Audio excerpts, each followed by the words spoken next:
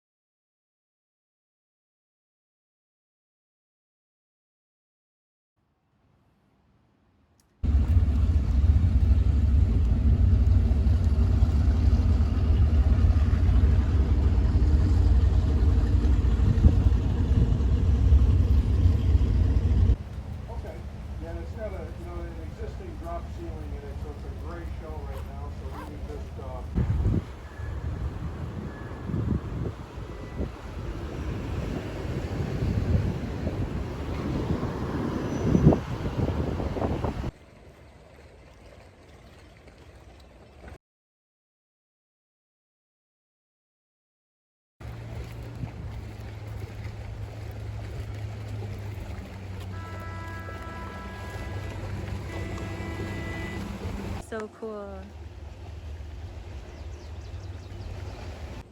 We're heading back now. We're gonna go on a mushroom house tour.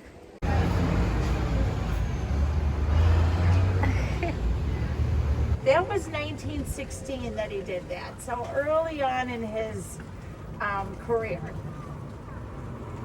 Okay, I'll just go slowly. I'm going to stop up here. But this next house looks like it's been cut right in half. Yeah.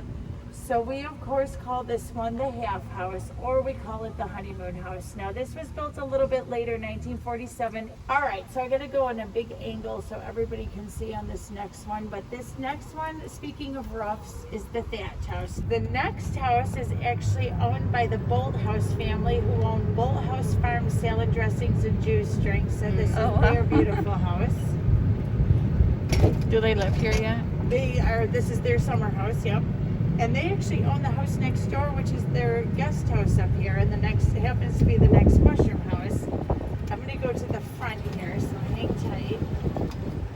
Get right to the front of it. Look at that. But yeah, check the fence out, because that's like the coolest part of the whole house. Then he kind of did these huge oversized planters at the tops of all the posts. He was hoping, the owners would do something fun and that would add to the charm, which it always does. Lights at the bottom, and those still work to this day.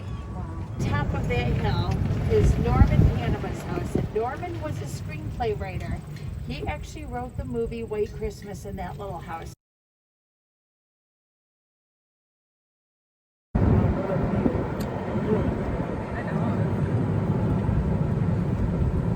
Okay, so there is.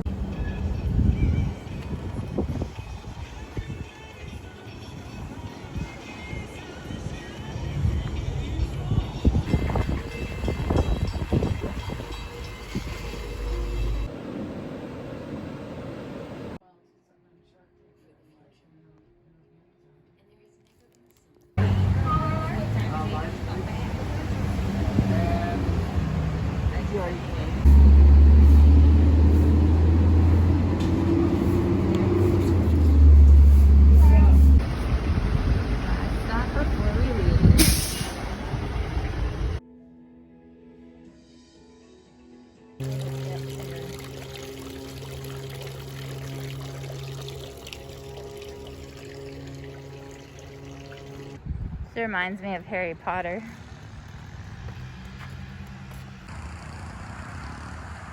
There's a statue for each season. This one's fall.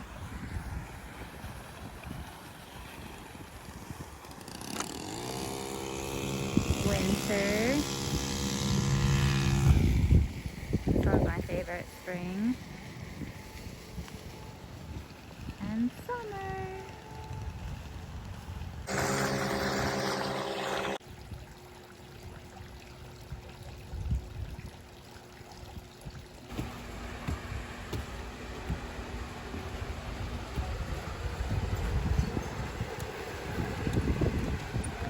So this is apparently like the largest model train track in the world or something.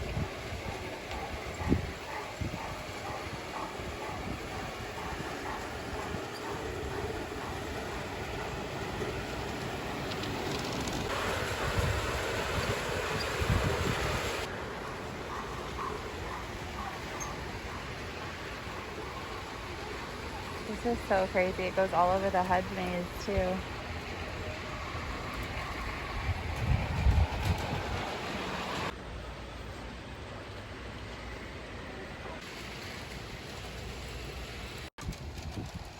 So this is the alphabet garden they have for children, and for each letter of the alphabet, there's a plant that starts with that letter. Oh my gosh, you guys, I have the best. K is kale. I love kale.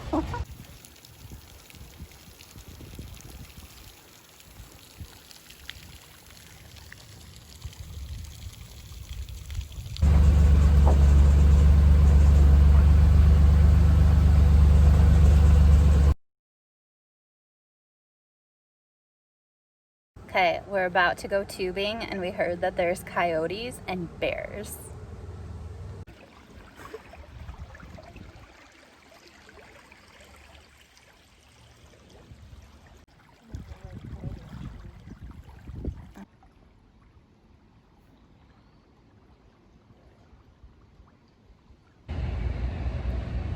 Okay, so tubing was fun, but we literally hit every single tree because it's like a natural river, blah, blah, blah. There's trees and stuff that are like, have fallen over and are just in the water, and I kept hitting them. And then I got a hole in my tube, so I had my like hand bent at a really weird angle trying to plug it up as long as possible. And then when we got close to where we were supposed to end, I just like let it go, and I'm just like slowly sinking more and more into the water. And like, because I had my finger plugging the hole, there were times when my hand would like jam into something under the water, like a tree branch or something, and so my hand's all scraped up, and you probably can't see it very well, but I'm like, my hand is all cut on the other side. It was crazy, but it was kind of fun. And yeah, I guess there's bears and coyotes in the woods. Like where we started, it's all like protected and stuff, so no one can build houses there, no one can build anything there. So it's only when we got towards the end where there were houses and cabins and stuff like that. But yeah, it was fun, besides the tube. And now we're going to eat dinner because I'm hangry and I haven't eaten since breakfast, and we're gonna get fudge as well and then head home. There's some fruit stands on the way home that we'll probably stop at. We probably won't get home till like 11 o'clock at night just because of all the stuff we still have to do.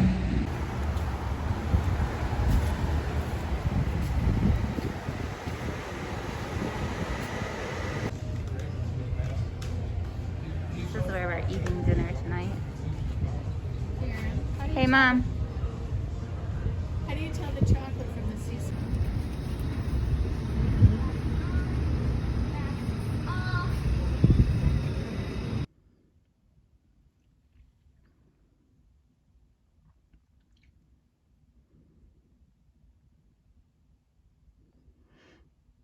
I wish you guys could see it, but there's a ton of little baby turkeys. I don't know what baby turkeys are called, but oh, there they are.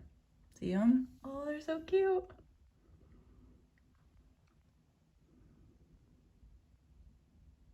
5 baby turkeys. So I'm just waiting for PT because I arrived a little bit early. This morning I have PT, and then I'm getting my car fixed because there was a recall. And then I'm picking up Lucy, who's been at the vet boarding while I was on my little mini vacation. And I'm so excited to hang out with her because I haven't seen her in like a couple days. So I'm at the car place waiting for my car to get fixed, and I was just sitting on the curb because I did not want to go inside. And they set up my own little tent for me, so you can see. Now not only do I have my own little tent, but they brought me a little table. Look what finally came in. I am so freaking excited.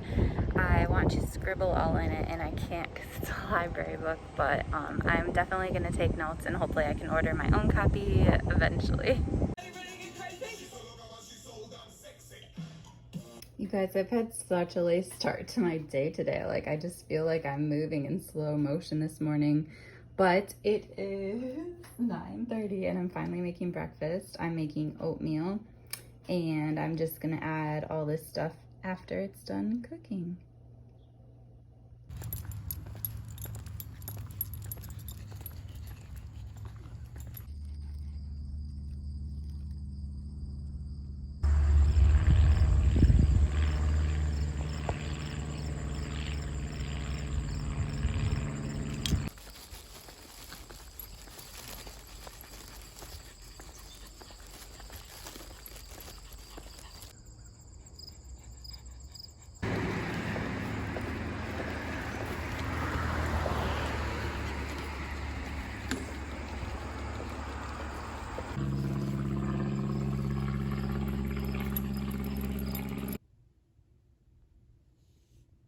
Okay, so I apologize for the no makeup look, but I wanted to talk about this because I just started it, and basically I'm only on the intro. It's already so good. I already have so many quotes and stuff.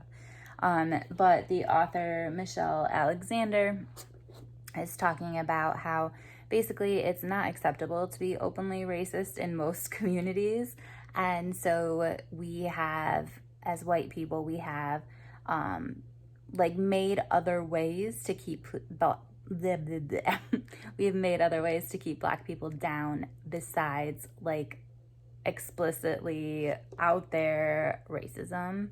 And she also talks about the caste system, which I thought was interesting because I reviewed the book by Isabel Wilkerson about caste, but Michelle Alexander actually mentioned it before Isabel Wilkerson, and I just had never heard about it before Isabel mentioned it. So I thought that was interesting. And basically, one of the quotes that I picked out was, "We have not ended racial caste in America. We have merely redesigned it."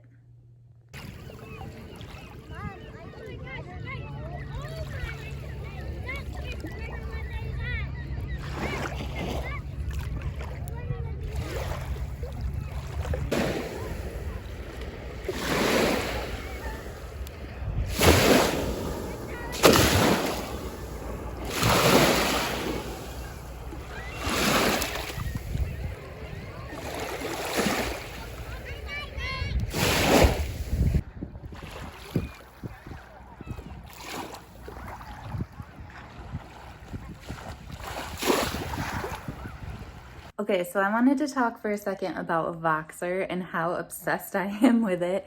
It is so much fun, you guys, and adds just another layer to BookTube because obviously I watch people's videos when they put them out, but being able to talk to them on Voxer throughout the week just adds a whole nother layer to the BookTube experience.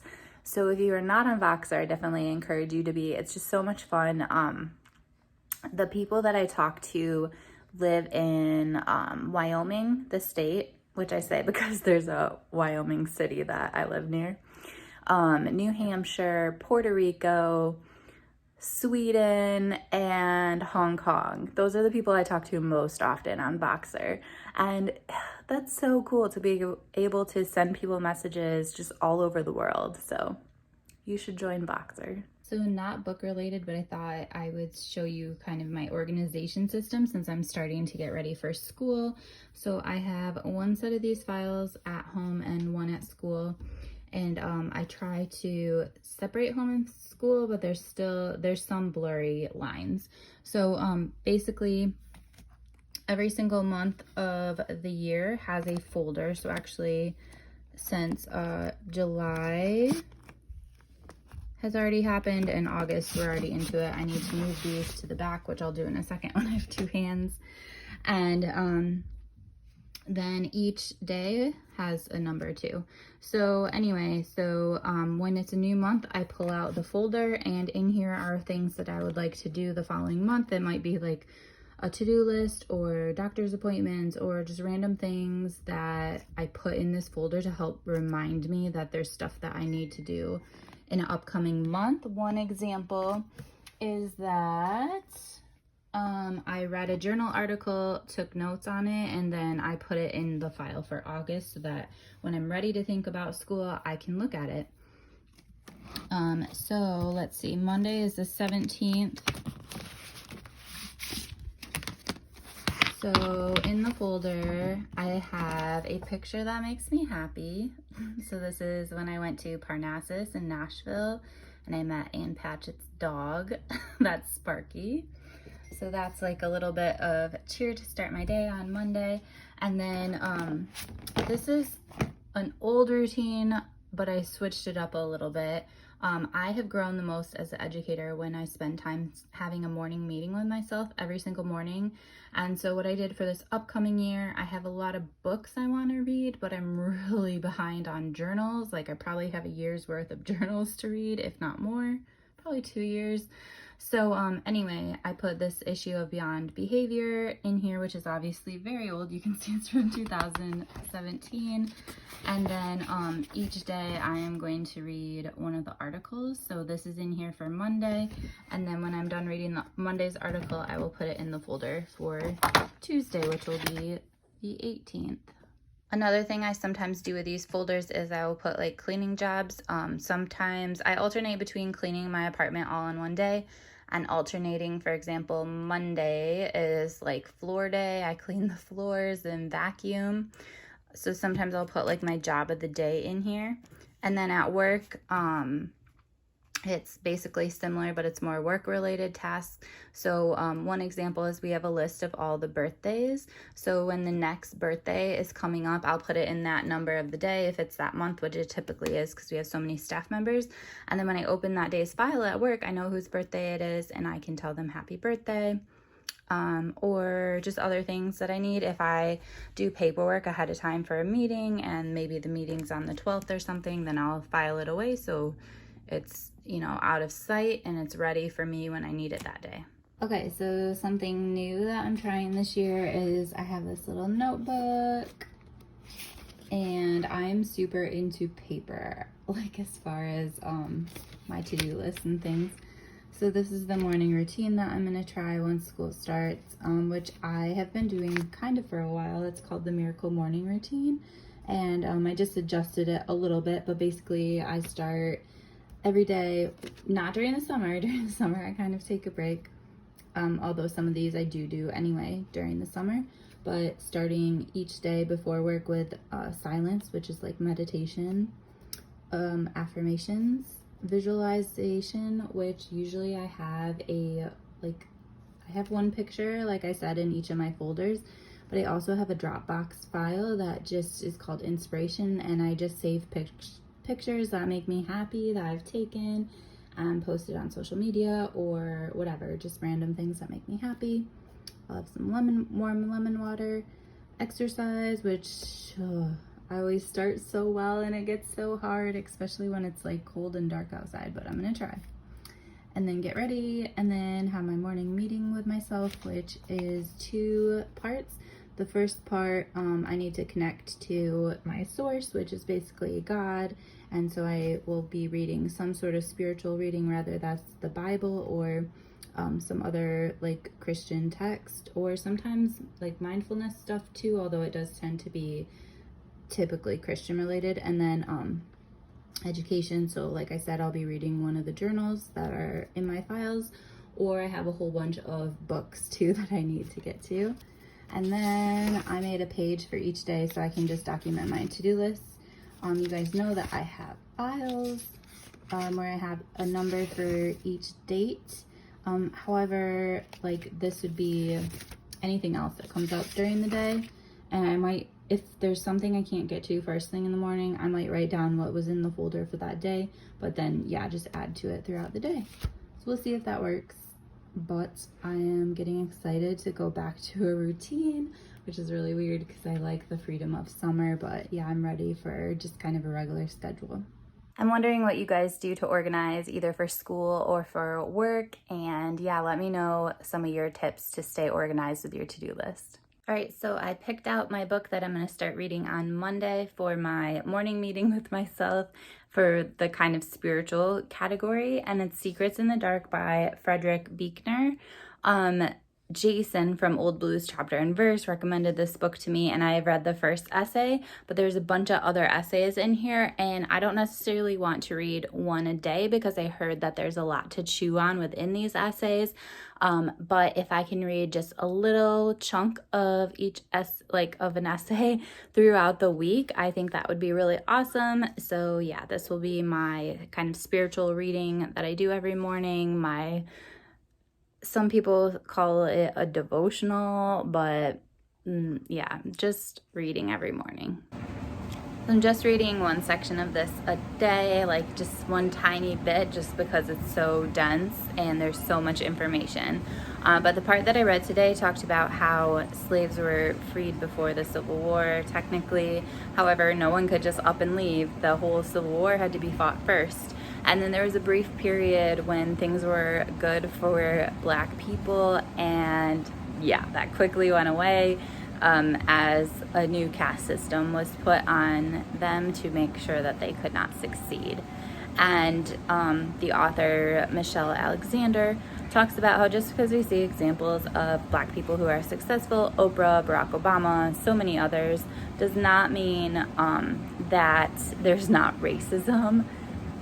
Because she compares them to freed Blacks. They're always freed Blacks, but just because there are free Blacks does not mean that everyone is free, and that just because people are successful does not mean that there is not racism still pressing down Black people every single day.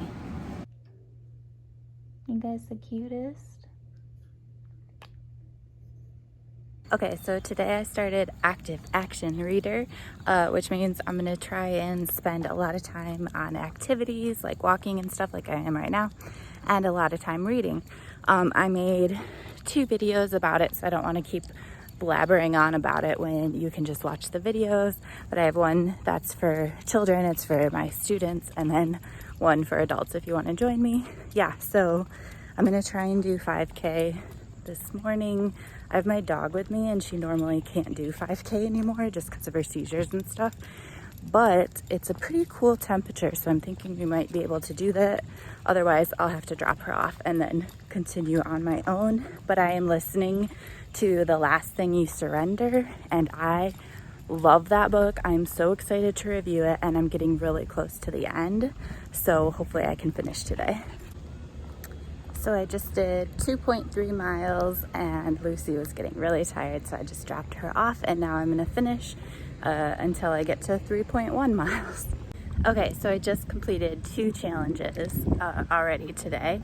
One was reading while doing an activity, which I just was walking, and the other was doing a 5K. I just completed 3.1. Probably by the time I get home, it'll be 3.2 miles.